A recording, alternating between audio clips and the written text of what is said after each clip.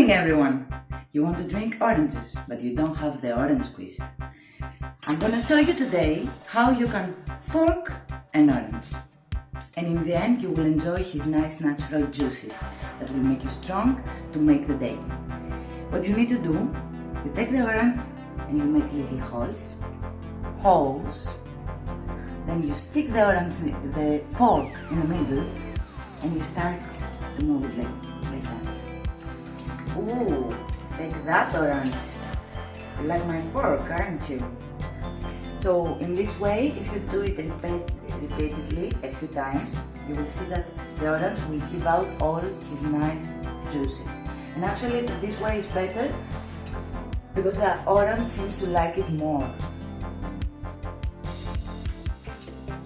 Do you hear the sound? That's the sound of pleasure.